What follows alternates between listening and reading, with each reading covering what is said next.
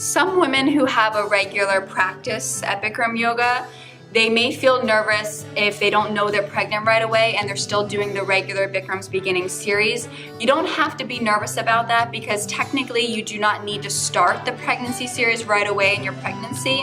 A lot of times we'll recommend starting it because women feel more comfortable once they find out they're pregnant, but it is safe. If you go through most of your first trimester and you're still doing the regular series, it's okay. Usually around 6-8 weeks, we do want you to start the pregnancy series specifically to benefit the body. The spine strengthening series is probably the biggest change for pregnant women in terms of what they have to do. And this series is something that you can continue doing even after you've given birth. A lot of women who nurse still need to do the spine strengthening series, the pregnancy version, to make sure that they're still comfortable. And a lot of times when you're nursing, it's very uncomfortable to be lying on your stomach.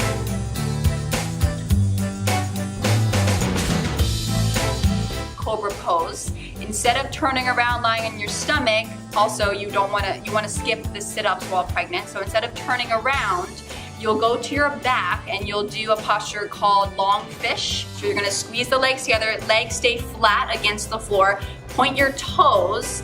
You're going to bring your hands and elbows to the floor, press up with your hands, lift your chest, drop your head back, and you actually want to get to a point where the top of your head is touching the floor. You want to make sure that you're not compressing the neck too much. So here's where the purpose of the posture comes into play. You're going to utilize your legs and your lower back strength to support the spine that's lifting and to make sure that even though the head is resting on the floor, you're not crunching into your neck at any point. For Locust pose, you are going to turn around and get on your all fours, hands and knees. You want to make sure that the hands line up underneath your shoulders and that your knees line up underneath your hips so that you have proper alignment.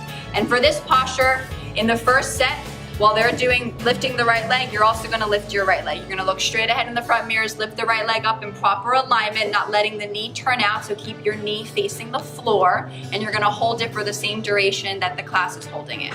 Then you're going to switch to left leg.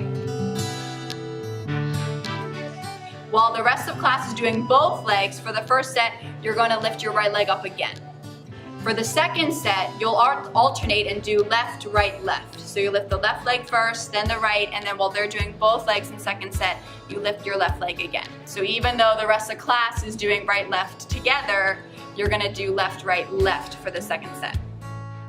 Okay, for full locust pose, you have two options here as a pregnant woman. You could just take a break and lie in Savasana on your left side while they're doing full locust. Or you can also do a hip opening stretch called pigeon pose. So while they're doing full locust, you'll do one leg first set and then the other leg second set. And pigeon posture is really great for pregnant women because it's opening up your hips. You're just going to bring one leg forward with your other leg stretched behind you. If you want to increase the intensity of the stretch, you can lean forward with a straight spine and lean your chest towards the leg that's bent in front of you. For bow pose, after you have your Savasana, you're lying on your left side, you're going to turn to your back while everyone else is on their stomach. You're going to do a bridge posture. So you're going to bend your knees, bring the soles of your feet right up against your hip bones but against the floor. Make sure your feet are still, the toes are pointing straight ahead so that the toes aren't pointing out. You want to make sure that the legs and the hips are in proper alignment. Your arms are just going to bring straight down, palms face the floor. From there, as they start to kick up into bow pose, you're going to press against the soles of your feet against the floor to lift your hips up to the ceiling as high as you can. Nothing too uncomfortable, but this is a back bend for you and you're utilizing a lot of leg strength to keep the hips lifted off of the floor.